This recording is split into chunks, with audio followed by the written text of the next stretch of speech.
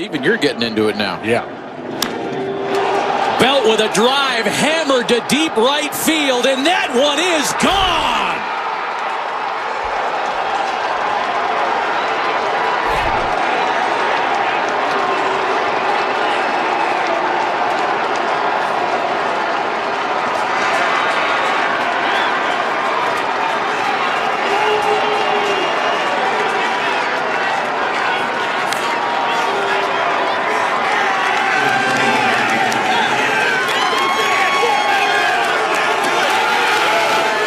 Brandon Belt had been quiet tonight, held 0 for 6.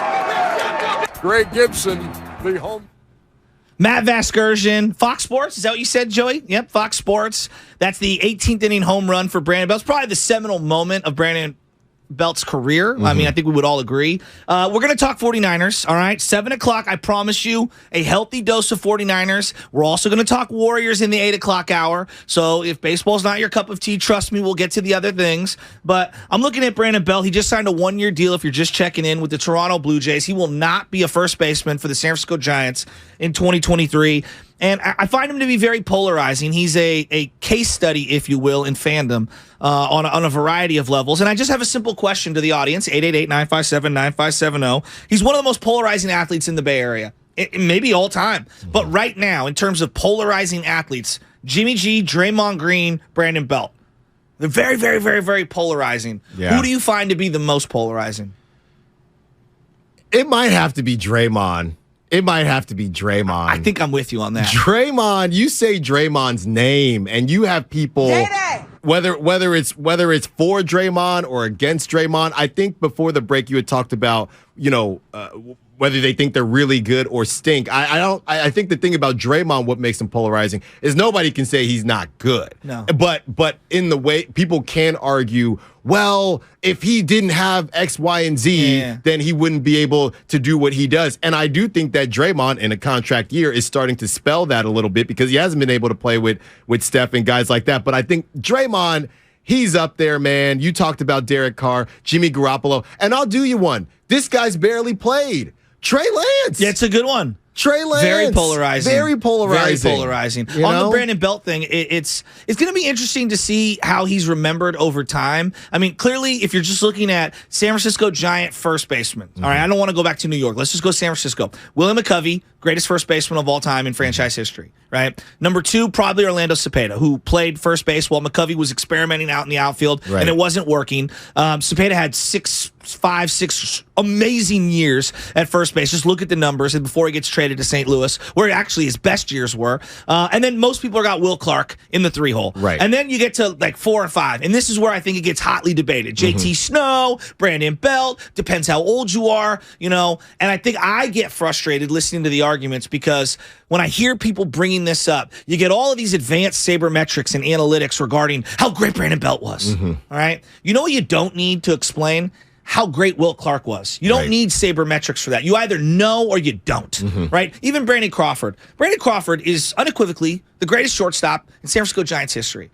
It's him. It's like Rich Aurelia. There isn't a whole lot, right? Now that's a byproduct of the position being thin in terms of depth over the years, and also how great he is. You can't really quantify his defense over the years, and all of the advanced numbers, WAR in particular, does a very poor job judging defensive range, hands, arm strength, base running, all these other elements of being a great ball player. We only just look at the at-bats, right? And there's so many other things that make a player good. And that's where I find JT Snow to be vastly underrated.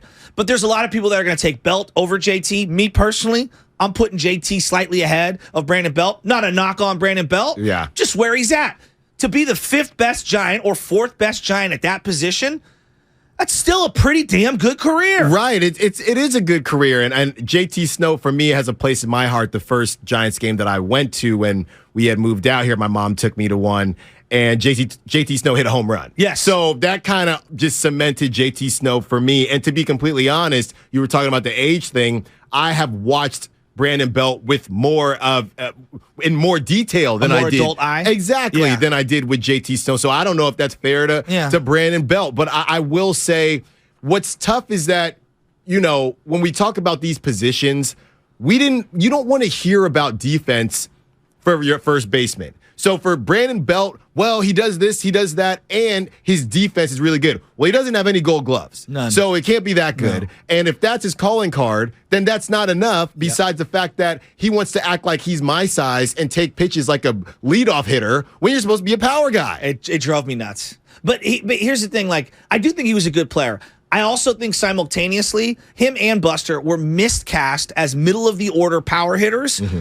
And they just weren't that. They were not Matt Williams, Kevin Mitchell, Will Clark. Right. That's not who they were. They, like, even Buster, I think if Buster had been a 2 or 5 hitter, I think, and he had like a real power hitter behind him, I think his entire career would be viewed even better, and he'd be a better player. I think he would have contributed more, specifically in the RBI department, things like that.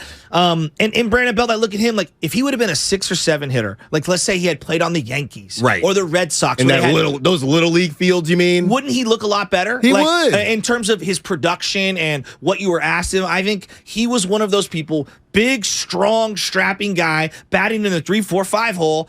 And there were expectations that he just never reached. And I don't think that's fair on his behalf, but it is part of his narrative. But I think it's part of his narrative also because you got to think about when he came up. Yes. And you were in the middle of, okay, the Giants are starting to roll here. You have the pitchers, Lincecum, Matt Cain, obviously. Then you have this kid, Buster Posey, who's Rookie of the Year. Mm-hmm. So they're hitting on all these guys, the farm system. Wow, and now we have this Giraffe and Brandon Belt coming up. He's supposed to do some things too. At that time, I don't know if you remember, of course you remember, the Giants had that show on Showtime, and he starts crying when Bochy calls him up, and Bochy asks, does he want a beer? So we saw all those things, and we're thinking, wow, we got a guy too. First base is that position where you need a bopper, and he just wasn't that. I think that's part of it. When you look at when he was drafted, I mean, he was drafted in the 5th round. There's like 40 rounds. I know. You know how many Mike Piazza. You know how many possible big boppers are drafted in the 5th round, 6th round, things like that, and don't even get to the league? So it's not, I don't even necessarily know that it's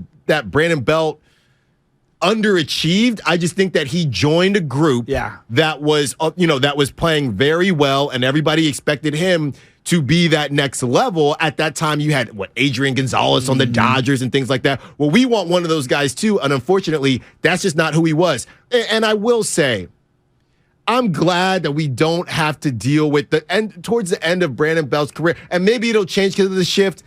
Brother, why are you drag bunting? What are we doing? If you know why why they're letting you drag bunt? Because you're useless on the bases. Well, that's the other element. I think that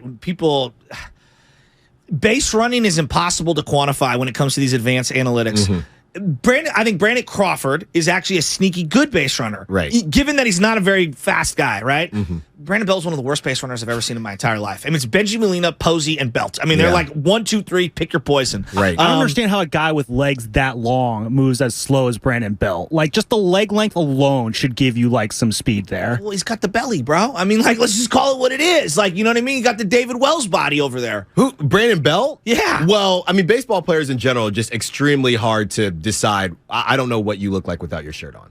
I have no clue. I'll give you that. I have no clue. One of the favorite ones was Juan Pierre was apparently jacked underneath that jersey. And to me, he looked like I thought he was just super skinny. Right. He was swimming in it. Yeah. He was swimming in it. It's hard. But, I mean, Brandon Belt, when he got going, he wasn't necessarily slow. No. But he made some decisions that would make you scratch your head. I do find it interesting as we look at the Golden State Warriors. And today's Joe Lacob's birthday, by the way. What does he turn? 67? Happy birthday, Joe Lacob.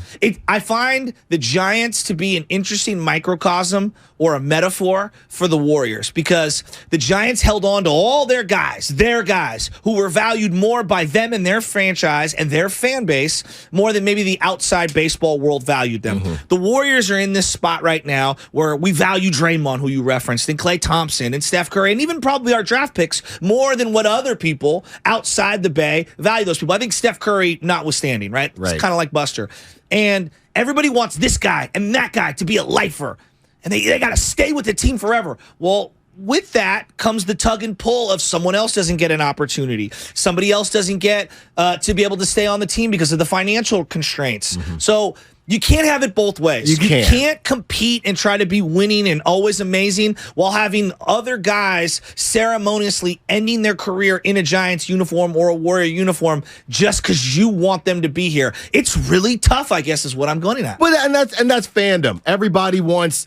He needs to finish. He needs to finish of this. He needs to finish of that. And everybody wants everyone's jersey retired. Yep. You're not going to have any more numbers to use. You got to stop retiring all these jerseys. Well, Belt will be on the wall of fame for 10 years, which he deserves. Yes. He absolutely does. But no, he does not need to have his jersey retired. Like, that's absurd. No, I don't think so. Suggesting either. that. No, I was not. I'm saying everybody. There's too many jerseys getting retired. I think you need to do less.